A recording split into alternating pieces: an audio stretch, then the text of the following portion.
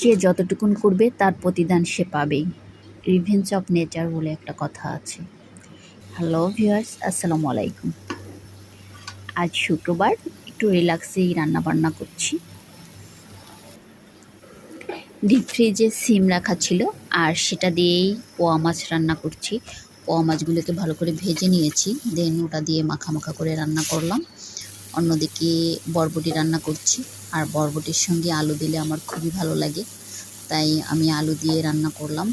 রসুন আর আলু দিয়ে আজ লেয়ার মুরগি রান্না করব। আমি মশলাটাকে একটু ভালো করেই কষিয়ে নিচ্ছি, আর সব ধরনের মশলাই এখানে দিয়ে দিয়েছিলাম।